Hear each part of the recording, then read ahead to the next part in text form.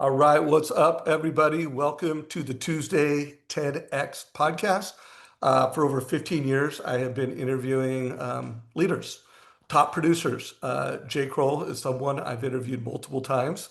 I still remember the first time I met Jay in person. I came to a sales meeting that he was leading, and at that time, he was top producer. I can't remember if he did 100 million, what his production was, but it was top 1% in the country. And then he led a sales meeting. And I was like, that is one of the best sales meetings I've seen led in the mortgage industry. So I've just always thought of this man as an incredible leader. Today, Jay, what is your official title with Cornerstone?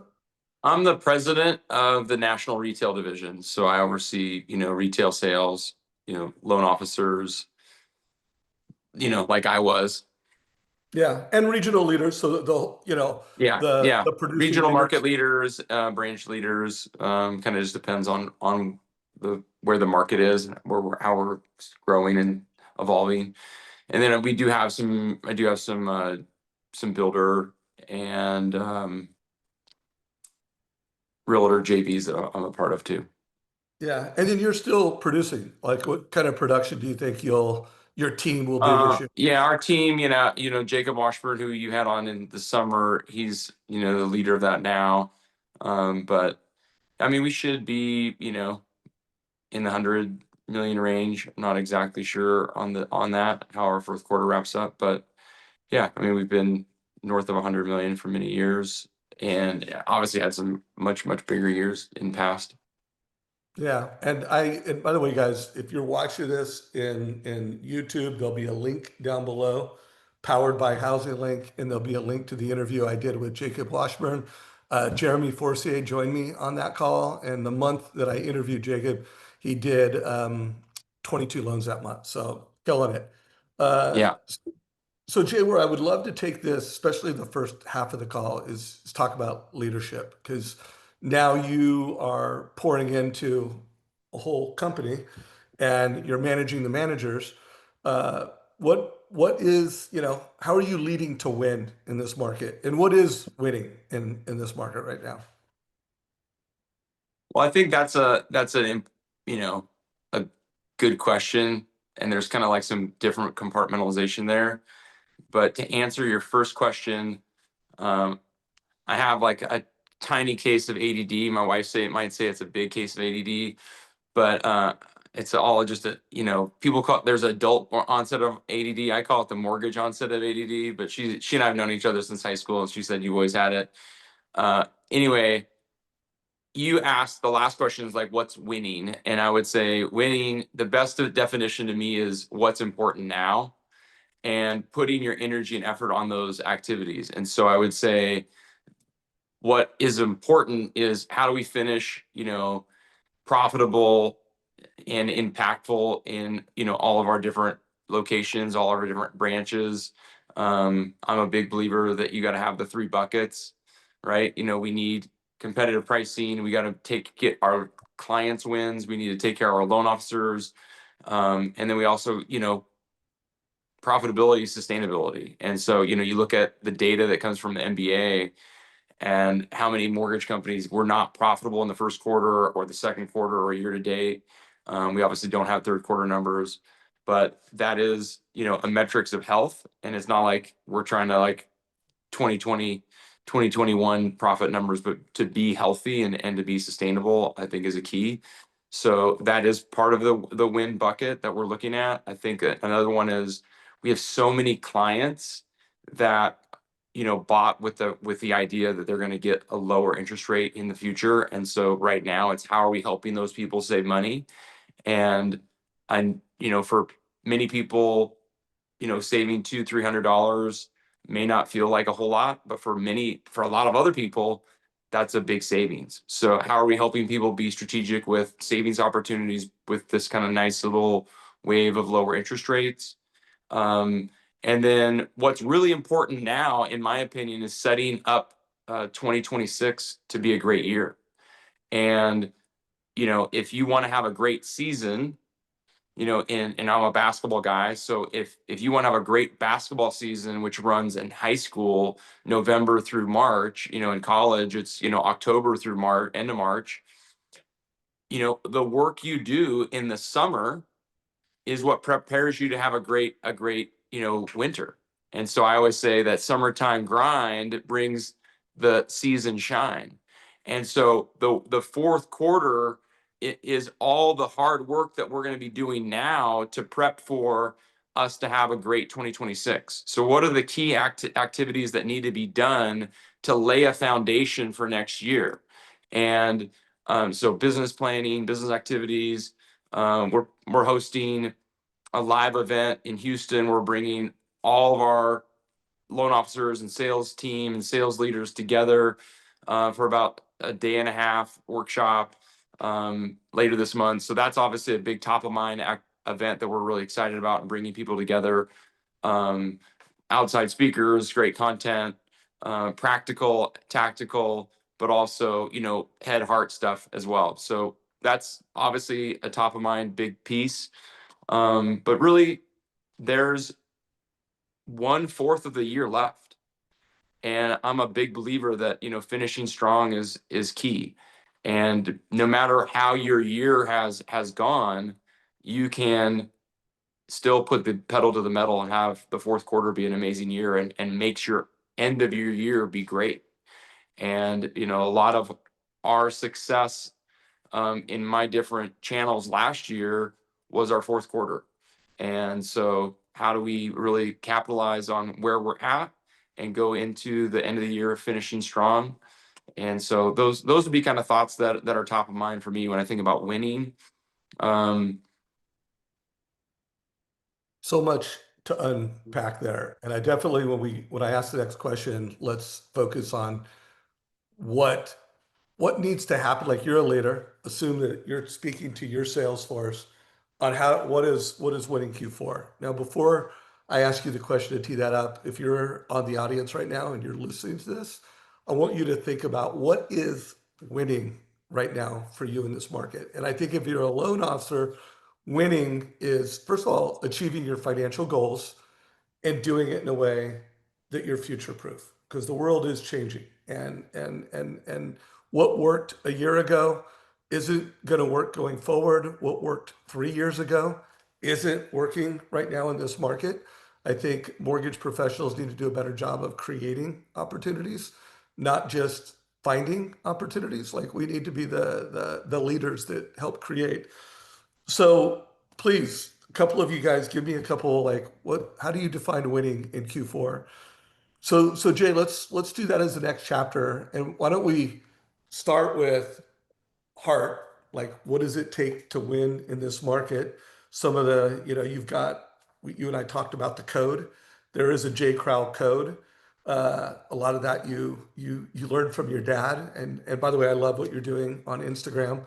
Guys, we'll put a link to follow Jay on Instagram. He's doing a great job of just inspirational leadership around values. But what do people need to be doing right now to win Q4? From a heart perspective. I think that the reality of how the mortgage industry's been, it's been, you know, and the way that we're set up is there's a lot of dopamine connections to how our performance leads to our brain chemistry.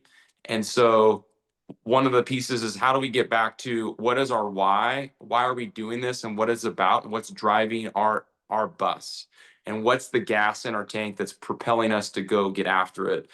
Because I think now probably more so than ever, and maybe not since we kind of got this like wind in our sails with the interest rates, but definitely like in July, the fatigue of a hard market has been something that we've had to really work towards, because there was this thrive until 2025, right?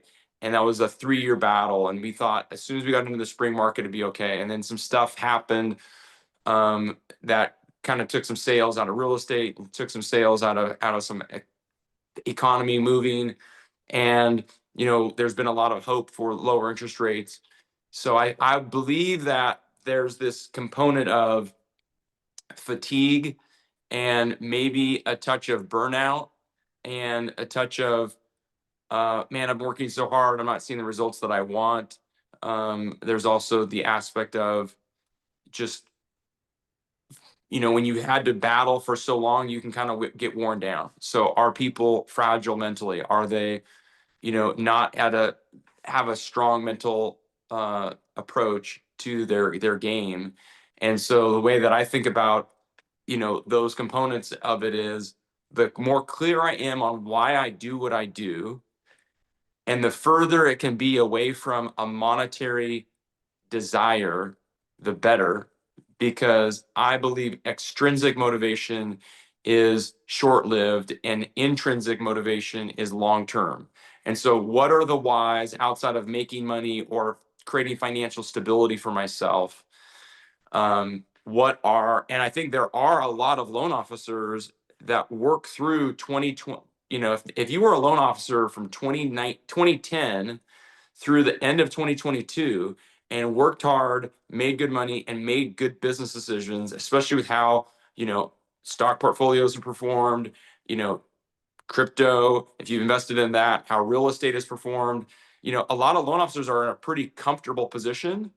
And I think that's another aspect of I think one of the dilemmas that I see in the legacy loan officer space is how many are willing to go crank and do what they needed to do, right? So like, when you think about yourself, Dave, at 24 years old as a loan officer, I know for me, when I got into the business, I had a mortgage, I had credit card debt, my wife had college debt. She wanted to go to grad school. There was a lot of want tos, and there was also like a pressure, like I'm 100% commission. I got to go make it happen. I would have done anything at that point. I would have had done any meeting. I would have taken any call. I would have been Sunday, midnight, 2 a.m. It wouldn't have mattered. Right. And so, and I'm not saying that people should work, unrelentlessly, but at the same time, there was a hunger because of this necessity. And how many loan officers over the last decade and a half have got to a place where they're comfortable? And so it's like, am I willing to get up off the couch, to go really slug it out, or will I wait for the easy bus to come? And I think that's one of those pieces that I think is part of that mental fatigue that's there. Is we have the challenge of, I don't have to make my calls. Like I mean, even for myself, like financially, like I don't have to do these things. So I have to figure out what is the want to behind that. And so the more we can get clear on our why that is outside of making money, to me, that's going to be the rocket fuel that really propels you. So getting clear on that is first and foremost. And then second would be, what are the core values that you're trying to live out in your mortgage practice? Because that's going to be part of that, intrinsic impact that you're making on your community. And that to me is what we get to do and help people in their business is very tangible. And if we can get really practical into a heart of service, then we can do a lot of good. And as a result of that, serving people, like Zig Ziglar taught us, if you help enough people get what they want, then you'll get what you want. So I think those are the big keys. And I think the winning now is getting really hyper clear on what are those activities that are going to help you reach your goals in 2026, and what are the relationships that you need in 2026 to achieve those goals, and doing the work to cultivate and build those connections so that you're relationally equipped to be able to serve enough people next year. I think you just inspired me to write another chapter in the book I'm writing called Savage Code. And I don't Yeah. know if you call it Savage Code or Know Your Code, but I just put a link in it, guys. And what I took away from what Jay just said is that one of the most important things you can do as a leader is help your team get clear on, do they have the right code? And again, your code is your beliefs, it's your philosophies. It's always great when you can turn these beliefs and philosophies into isms and phrases. Like you've already heard Jay say like 5 things that I guarantee he has said many, many times.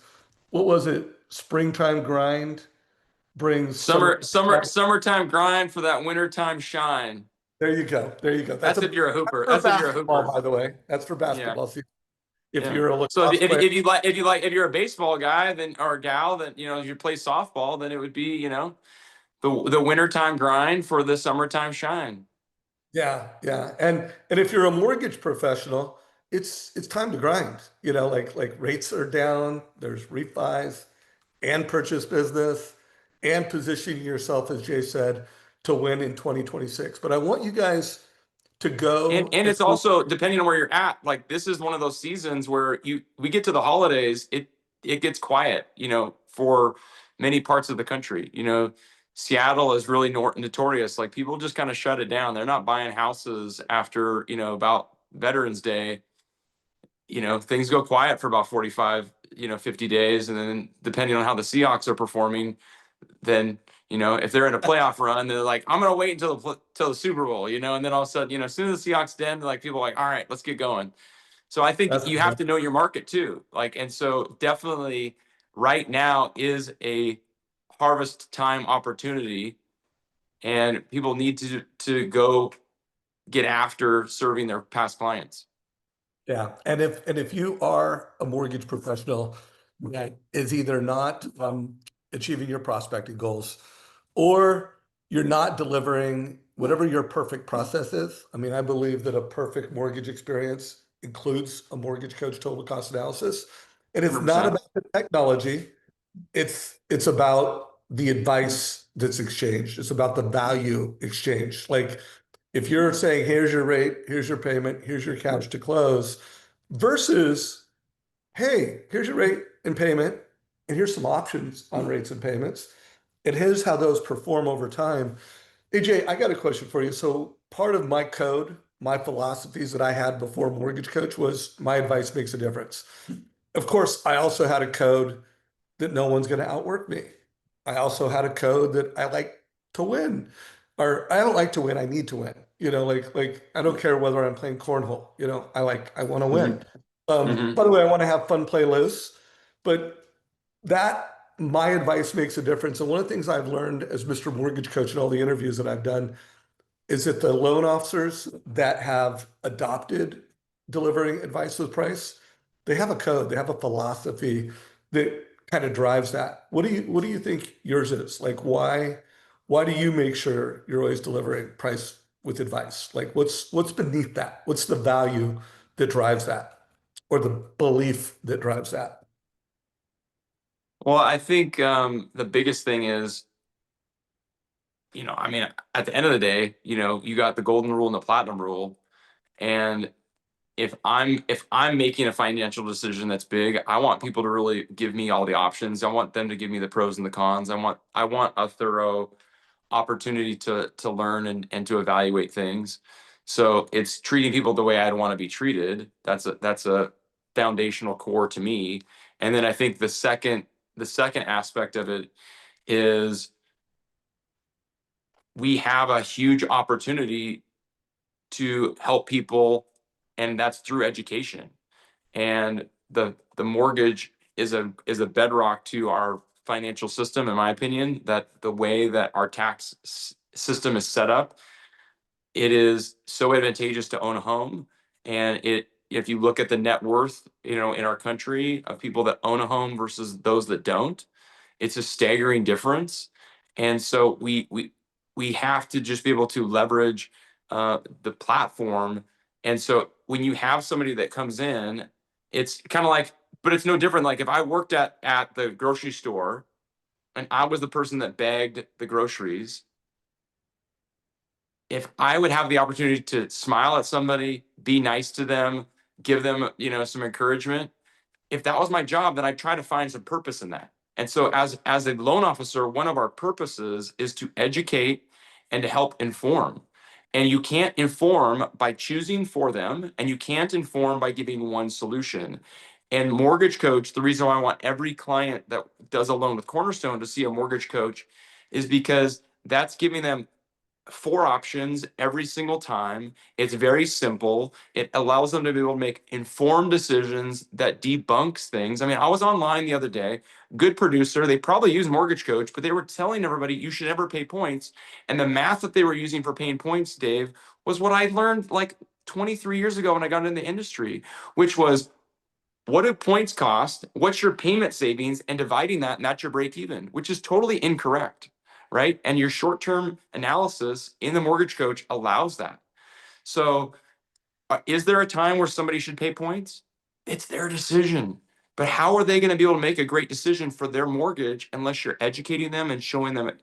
And nothing does that more effectively, efficiently than Mortgage Coach. And that's why it's such a powerful tool. So I don't know if I answered your question, Yeah, but you did. You did. You did. You gave a lot of reasons. By the way, the golden rule when I developed Mortgage Coach was part of it. Like I had seen someone that I learned from show options, show cost over time. It was like, God, that's how I like, oh my God, I'm gonna always yeah, make big decisions this way now. And I want to deliver it. And then of course yeah. I was Well, being competitive and I wanted to win. And I'm like, ooh, that could help me win more.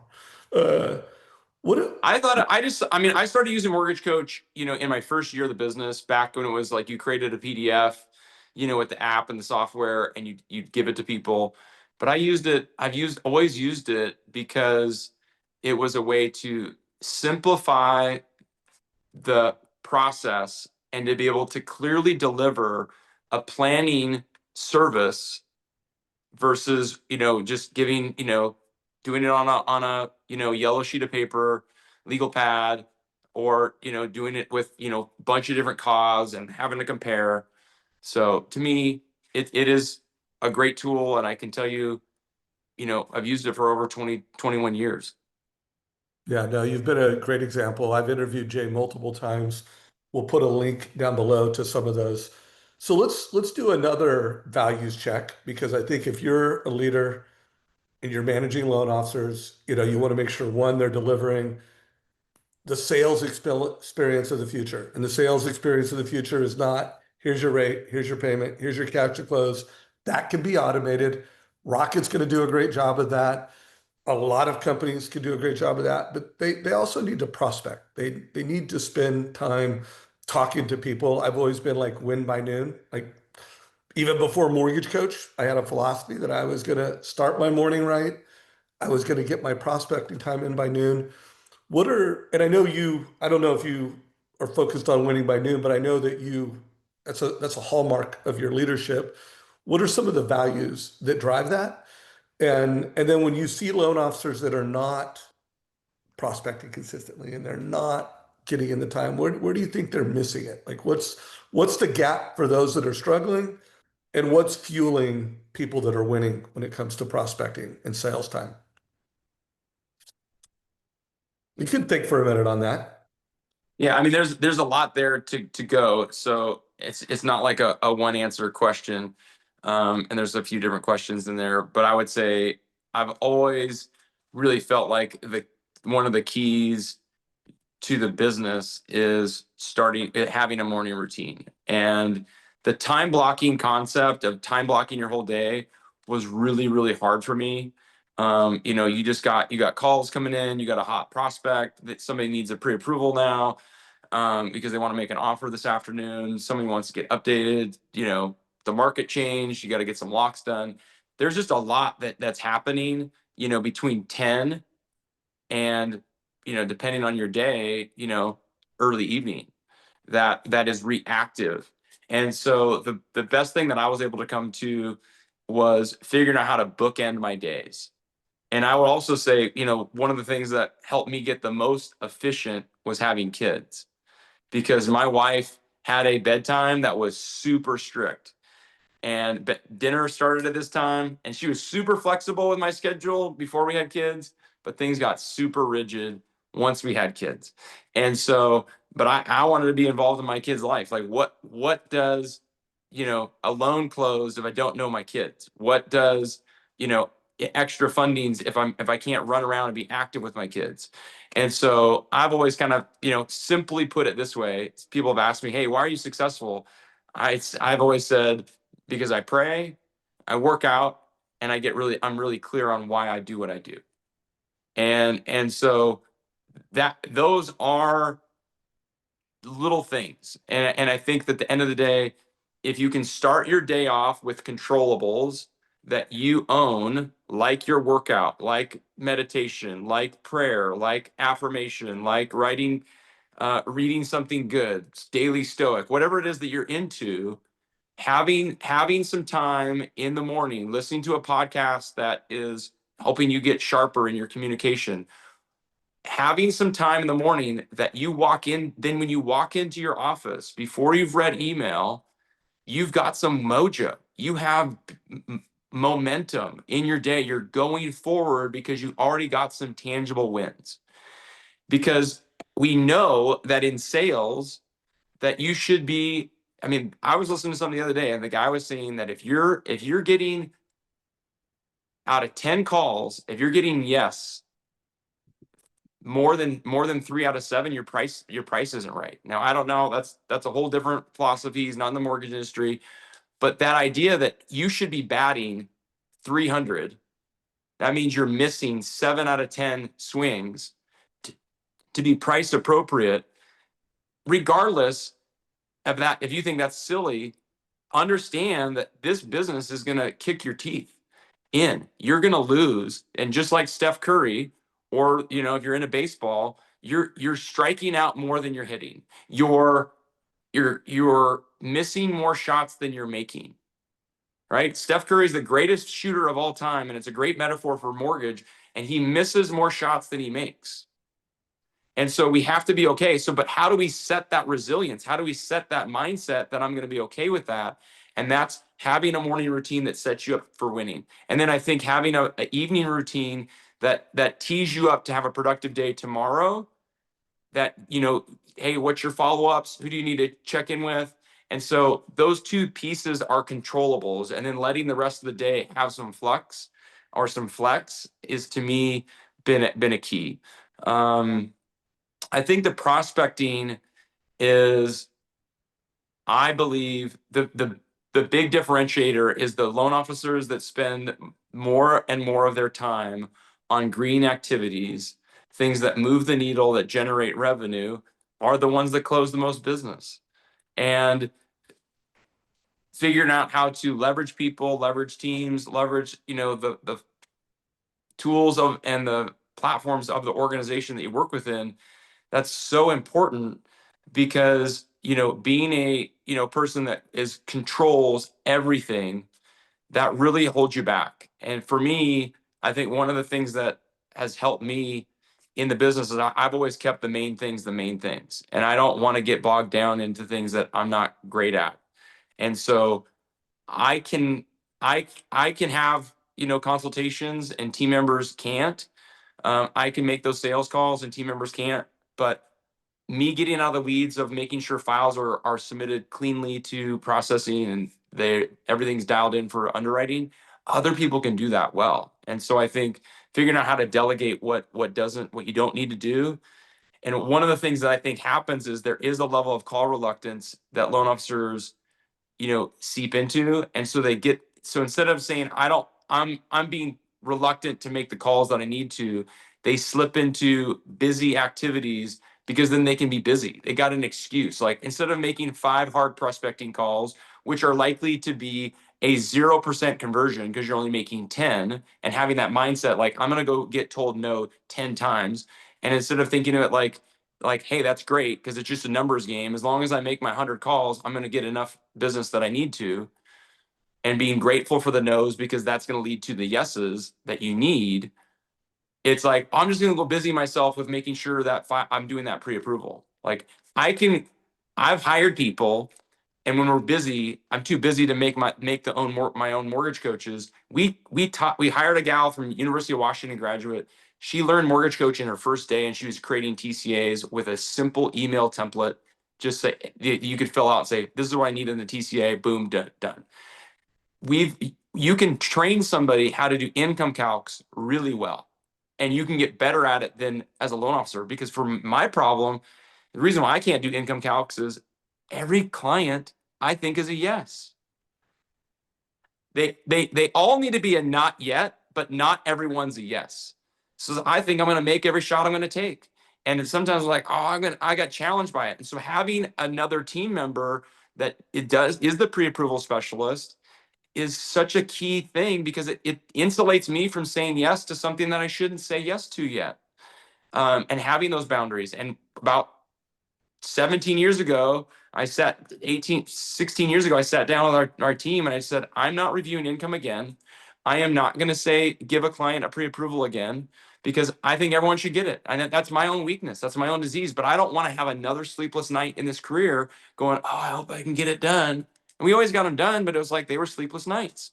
And so I like my job so much better when I compartmentalize on the things I that only I can do and do those things well. And there's some things that I don't like. Obviously you have situations that, a borrower does something midway through the process and you got to restructure the loan and you got to make those calls, but you got to make those calls, not anybody else. And so I think having that buck stops mentality is also a really key trait that loan officers need to embrace. So if the buck stops with you, then you're going to do your sales activities each and every day.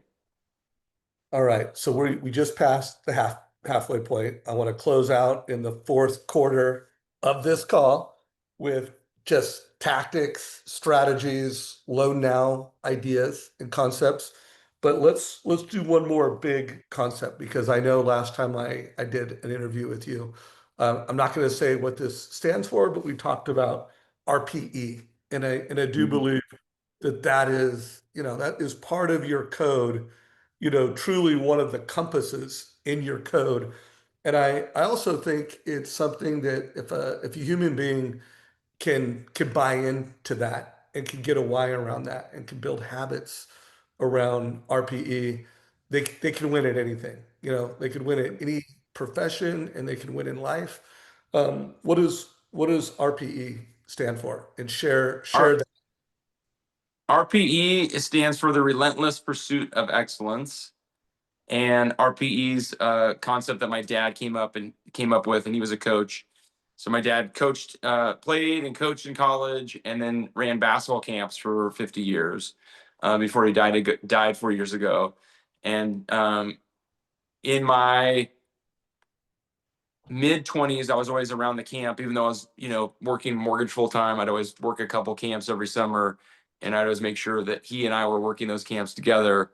That was a message that he talked a lot about. And when I started managing back in '06, um, my dad was like, "Hey, you got to have 4 key values to your office, like as a leader." And he had several, and I created, my own. But the first one was a commitment to excellence. Now I changed that to professional excellence, just as a twist because of this kind of how I viewed the state of the mortgage industry in '06. And I think we've come a long way since then.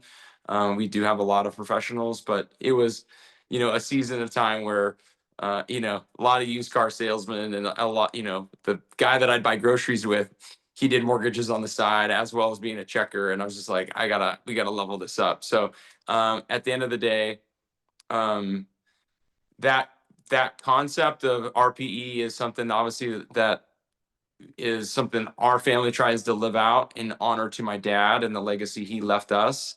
But it's also just a commitment to also mastery. And a lot of us at Cornerstone have gone through the Ninja coursework. And I don't think he's doing it anymore, but Ninja Selling is a great book, and it does align really well with what you guys think about. But ninjas are pursuing mastery, and that is the same as excellence. Excellence is not a destination that we get to. We never arrive, we never achieve it.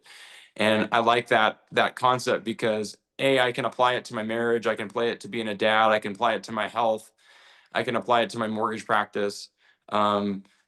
No matter what we're doing, we can always pursue a better version of ourselves. And I think that's so key to us because it's really clearly documented that if we're not trying to grow, then we're dying. And that is how the human structure is built. And I think that, one of my affirmations that I like to say is I'm built to serve. I'm designed to serve. I also believe that we're designed for work.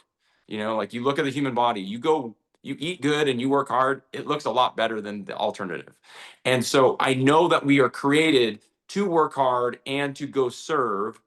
And I think that we also have it innate in us to pursue excellence, because that's where growth comes from.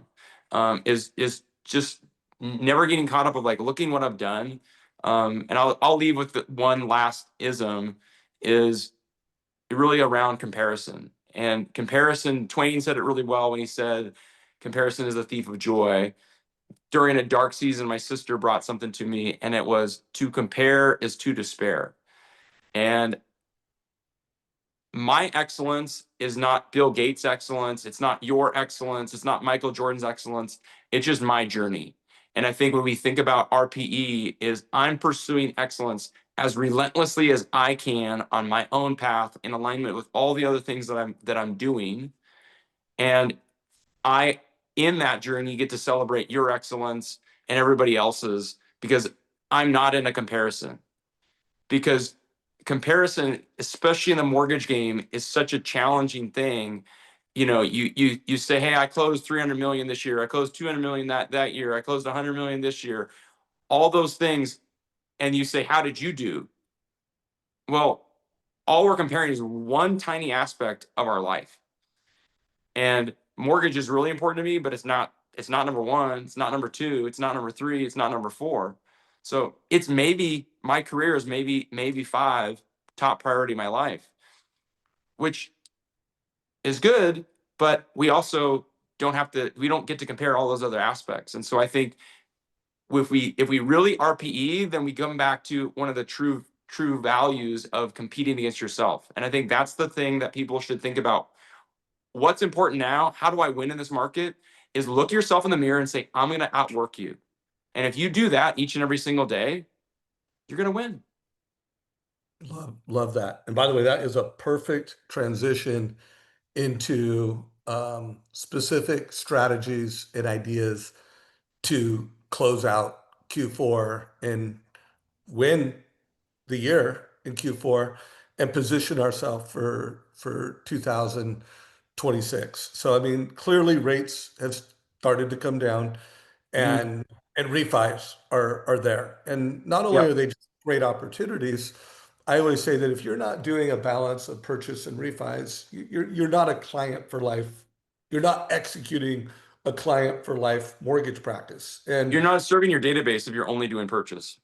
yeah, and by the way, that's a missed opportunity for you as a professional, and it's a missed opportunity for the consumers that you serve to always be optimizing their debt, always be optimizing their equity so that they can have home ownership and achieve financial freedom faster. Like that is just to Mhm. me where the magic comes. So what are you telling the loan officers you lead, what are you and Jacob doing in terms of balancing purchases in refis right now? How are you approaching that? I think the big step is, I think, making sure you're picking up the phone and proactively calling your database.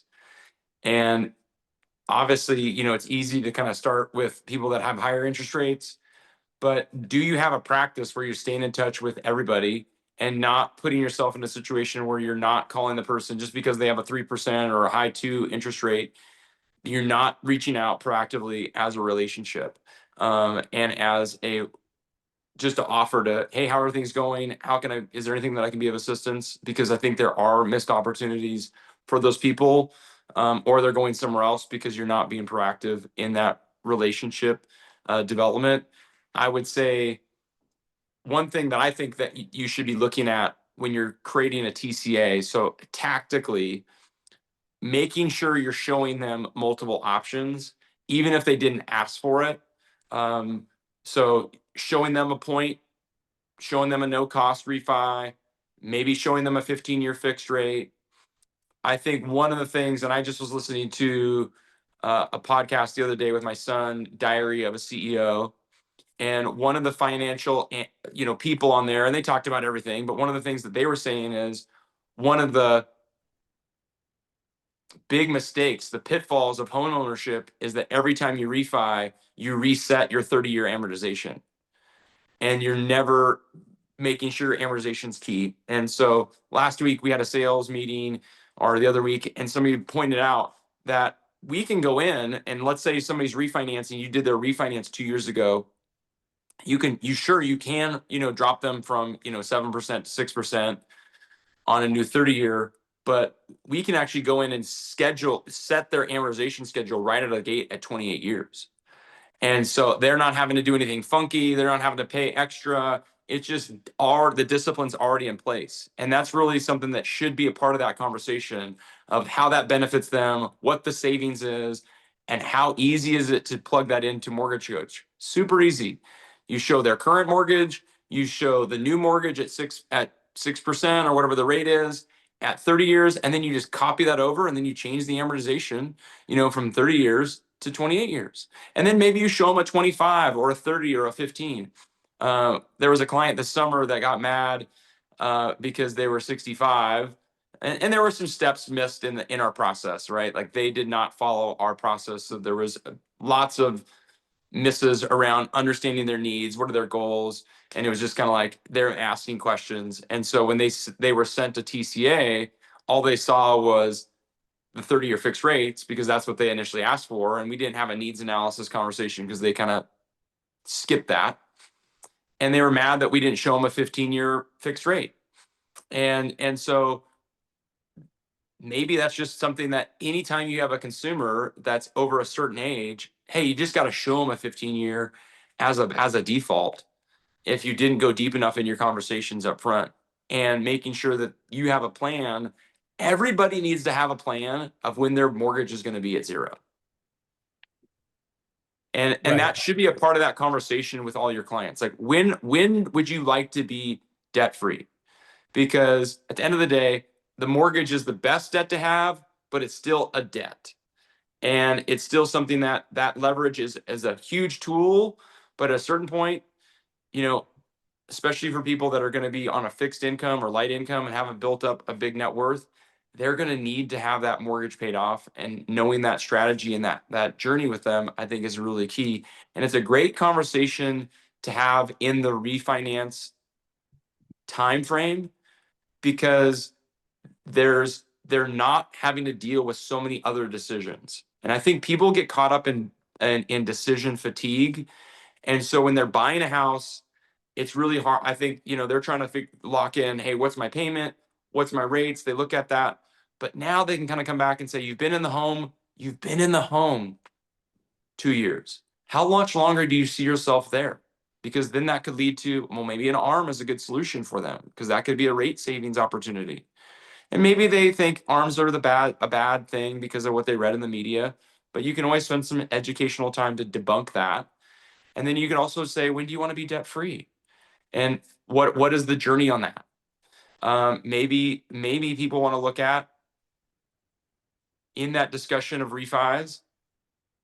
Do you have excess capital that you're considering making a large principal reduction? If so, that will greatly reduce your monthly payment if that's a priority for you.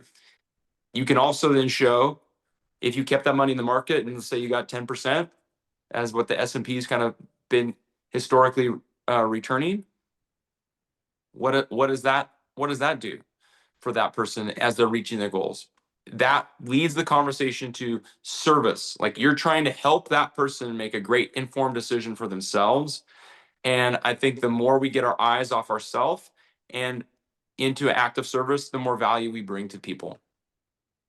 Yeah. And you become the uncommon LO. I want to remind everybody we have launched the new social media platform on both TikTok and Instagram, Uncommon LO.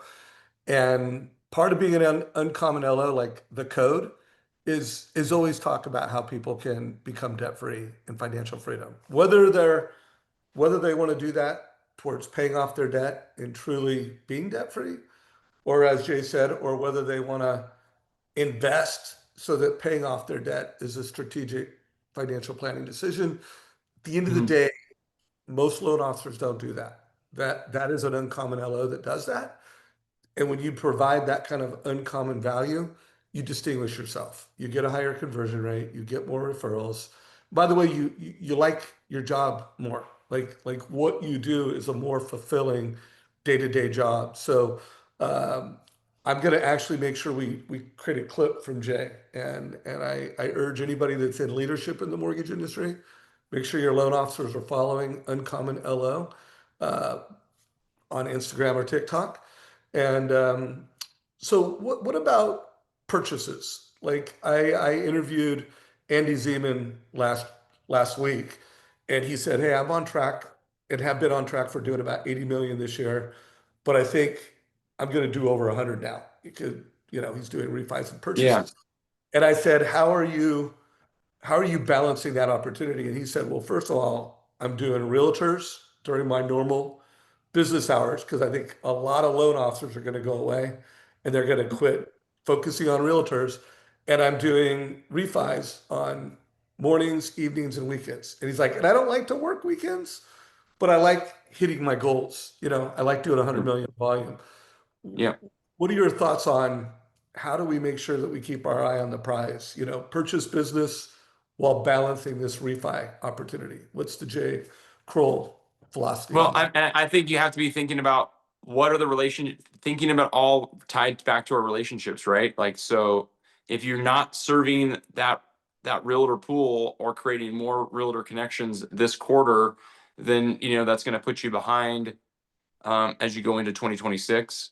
I did see somebody asking about tactics. I think one of the tactics that really needs to be discussed in this season with our buyers and the pre-approved buyers is, I'm sure people are hearing a lot of the conversation of, hey, I'm thinking about waiting. I'm thinking about waiting for rates to come down.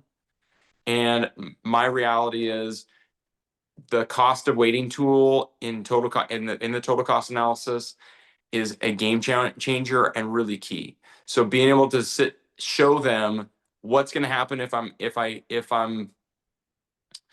wait, you know, what's a realistic price appreciation for that house, and if the rates come down, and then be able to couple that you can buy now at a maybe a better price than if rates come down next spring. And the other thing is, last year we have data to be able to show people that the Fed cut interest rates last year, and rates got significantly worse for several months. And so there's no guarantee that it's going to get lower. Like there isn't this promise. And just because that's there. And so people have to remember, take advantage of what it is today. And I think that's another part of that conversation, is reminding people the intrinsic value of home ownership, and why lifestyle is the first bucket that you need to be looking at when you buy a home. But I also really think the cost of waiting tool is really helpful. One thing that I want to be doing as a market educator is to come back to the rent versus own. I hear so much on social media, so much on the financial podcast from people that have huge followings that I would say are really discouraging people from buying a home. And I fundamentally disagree with that. Now, I think there's many cases for delaying buying a home. Maybe you should rent for different reasons, like, hey, and I think people can kind of bracket those for themselves on this call.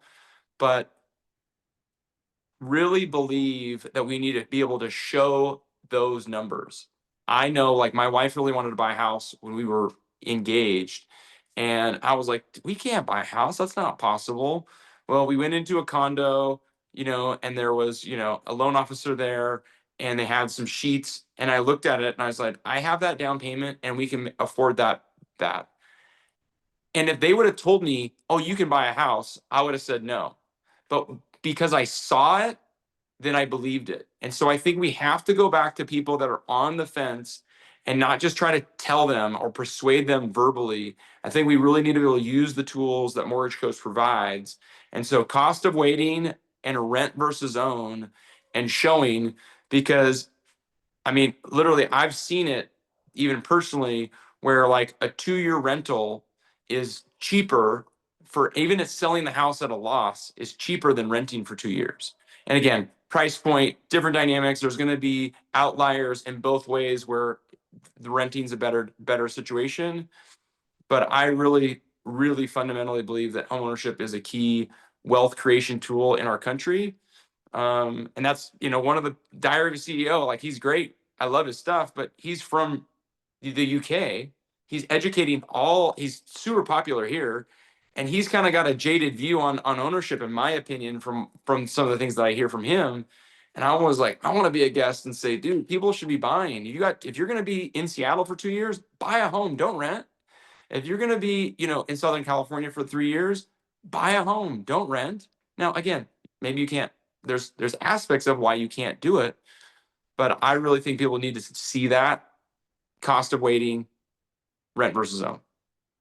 And guys, there's over 9 million people that qualify to buy a home right now who are renting. And to Jay's point, you've got to create those opportunities. You've got to show them the numbers, not just tell them to buy a home, but show them the numbers so they can visually see based off of their goals, based off of their income, based off of their beliefs around what values are going to do. Show them it's a massive opportunity. And be sure to follow First Home IQ, a nonprofit dedicated to helping people achieve homeownership in their 20s. Like we need to turn around the trend that we currently have where people are just getting older and older and older. Last year, the average age was 38 for first-time home buyers. This year, I'm expecting it to be in the 40s. And I do believe it's up to us. You can't control national media. You can't even control local media, but you know what you can control? Your databases media and the people that follow you on social media's media. Control the controllables and make sure that you're showing people what homeownership looks like. Um, Don Gottlieb just reminded everybody that Sales Mastery is coming up October 14th through 17th. I will be one of the speakers, and it's going to be an incredible event. I think it's more important than ever that we get together in person and connect. And he also just reminded folks that if you buy a ticket, you get one free. So I hope to see a lot of you guys at Sales Mastery. It's just 2-ish weeks away in Dallas. So can't wait to be there. So Jay, we are in the last 7 minutes of this call. Want to close it strong. Anything you haven't shared that you wanted to share coming into today's conversation? I just think I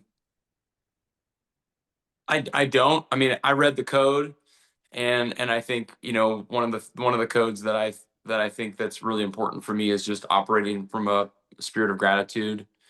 And I think the more time we put into exercising our gratitude muscle, the more fuel we have to perform well. And I think that's a miss. Sean Aker put it out pretty well with the happiness advantage. If you're practicing gratitude in sales, you're going to perform about 30% better than those that do not. And so I know we are gearing up, Thanksgiving, is about 2 months away. And that's a time of the year that people practice, gratitude. But I think, if you go back to the meeting that you came to, I don't think there's a whole lot different other than we did a gratitude practice at the beginning of the meeting. And so if I'm involved in a meeting that's routine, we start every meeting with gratitude. I start every day with gratitude. We start family dinners with gratitude, and that's a gift that we got from my dad, and my dad, just got that from reading the Bible. It is clear throughout Scripture, and it doesn't matter what religion it is. Almost all religions teach the value of practicing gratitude, and even non-religious spirituality teaches the value of gratitude. And so I believe that as a universal truth that our worlds get better, opportunities advance in a spirit of gratitude. And so I just encourage everybody. I know I was thinking, I just read something yesterday. I didn't know this, but some people practice October as a month of no alcohol. And so I just was going to put out, and I was thinking about, should I do that? That's a good challenge. Um, no alcohol October. But what if it was, hey, 3 gratitudes every day during the month of October? And if you were to do that, you'd be writing down 93 different things you were thankful for. And I guarantee you that gratitude muscle Just like if you went and worked the bicep, or if you went and did squats and you worked your legs, you're going to be stronger if you did 3 reps every day. And so you were going to be more mentally strong. We're going to be more attractive to those people that we get to work with, because we're operating from a spirit of Thanksgiving. I so love that close, and Raquel just said some nice things, and I'm going to close out on that. He was referring to my code document, and one of my foundational, just really, it's the North Star of everything for me, is always curious and always grateful. And the reason I have always curious first is because I can't live in a space of gratitude without curiosity. I think just personally, curiosity, puts me in that open space of gratitude. And I would push everyone, like, guys, it is a great season to get clear on your values, your beliefs. There is no more powerful belief than gratitude. By the way, I couldn't be like that code I have where my advice makes a difference. Like that would not exist without always curious, always grateful. Like that wouldn't exist. You cannot give good advice without curiosity. There is Yeah, there is you no do it. opportunity to serve somebody. Like, because if you just come to me with advice, I'm like, Dave, what are you even talking about? You don't even know my situation. Yeah, yeah. You've got to ask questions. And then another part of my code is always better, never bitter. By the way, that could not happen without gratitude. That could not happen without becoming someone whose advice makes a difference. There would be no Yeah, unity. I wanted to tell you about that bitter and better, because that was one of my dads. He always was talking about that. And you know the difference between bitter and better? It's just an I. It's just an I and an E. So if you get your eyes off yourself and start getting your eyes on everyone else, you're going to get better, not bitter. Ooh, I like that. He added to it. Well, brother, I mean, it's been an awesome hour. Yeah, guys, go ahead with those reactions. What'd you think of today's special call with Jay? I know I got a lot of inspiration from it. I'm super grateful for you, brother. Uh, Yeah, I'd love it if you I was never on social media until this summer. I was inspired to start dropping some of my isms from my dad and just kind of stuff I've learned along the way. So I think Paul did drop that in the link. I'd love it if you gave it a watch, gave it a follow. I only really focus on these kind of topics, head heart stuff. And whether you're a dad or a mom or a spouse or a sibling or obviously a mortgage professional, that's what the content is for, is just to be better in life. Yeah, so guys, I put it in the link below. Again, if you're watching this in YouTube, there'll be a master link. We'll have a link to follow Jay. Great stuff, brother. Grateful to have you active as a leader in this community, and I know there's a lot of folks, like you've done a great job of creating a culture of loan officers who advice matters. And I appreciate it, man. So have an awesome week, everybody. Guys, this is a wrap. By the way, tomorrow is Scriptapalooza. If you have not signed up for that yet, go to savageinsights.com.